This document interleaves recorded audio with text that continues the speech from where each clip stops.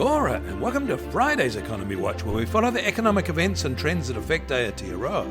I'm David Chaston, and this is the international edition from interest.co.nz, and today we lead with news we're slipping in the happiness rankings, and slipping fast in the inequality measures within it. But first, last week's American initial jobless claims report brought no surprises, coming in at a similar level to the prior week and exactly as anticipated. But their seasonal factors suggested they should have decreased a bit more than they did. There are now 2.13 million people on these benefits, 6% more than year-ago levels. There were a lot more existing homes sold in the US, excluding new-built homes, in February than either in January or than were expected. But they were still at a lower level than a year ago, and the volume of listings rose 5.1% from a year ago. The latest regional Fed factory survey was from the Philly Fed in its Rust Belt region, and while it remained positive, most markets declined in March. New order level declines were part of that. And that is consistent with the Conference Board's latest update of American leading indicators, which declined in February too. Across the border in Canada, and perhaps somewhat surprisingly, producer prices rose 4.9% in February from a year ago, an easing of the price pressure from January. But it is still the second fastest rise on this basis since the end of 2022. Raw material cost increases are keeping this measure up.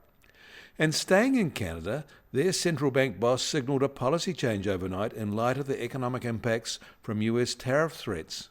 Rather than setting policy on a medium-term outlook, the time may have come for a faster, more nimble response to short-term pressures, he suggested.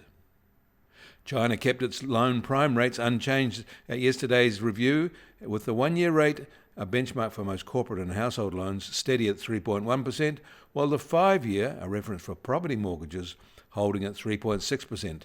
Both rates are record lows.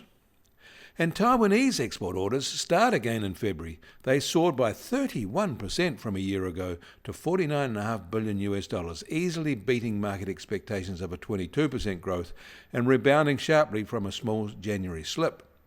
You can see why the mainland government covets the independent offshore island.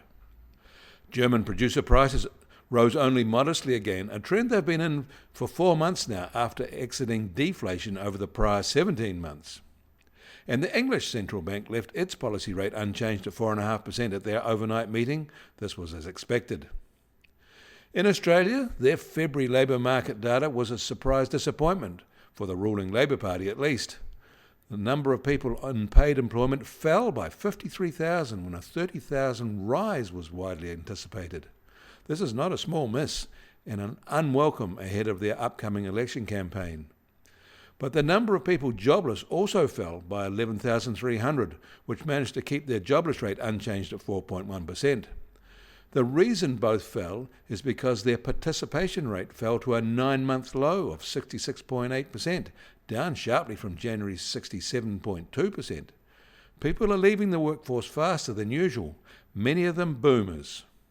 Monthly hours worked in all jobs shrank.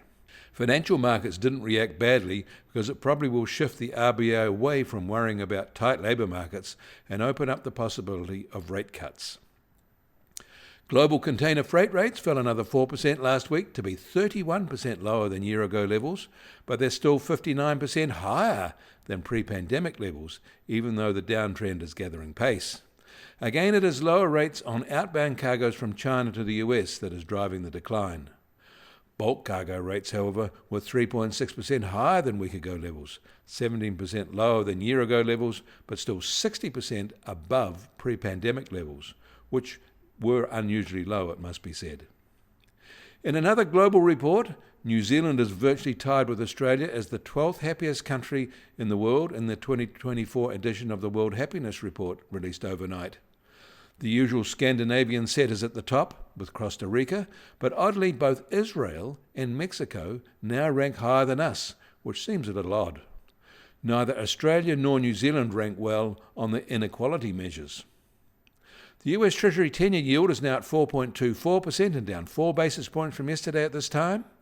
And the price of gold will start today at just on $3,038 an ounce, up a net $5 from yesterday. And oil prices are up 50 cents. It's just on $68 a barrel in the US, while the international Brent price is just on $72 a barrel. And the Kiwi dollar is now at 57.5 US cents, down 40 basis points from this time yesterday in a continuing retreat. Against the Aussie, we're down 10 basis points at 91.3 Australian cents. Against the euro, we're down 20 basis points at 53 euro cents. That all means our trade-weighted index starts today at just on 66.8 and 40 basis points lower.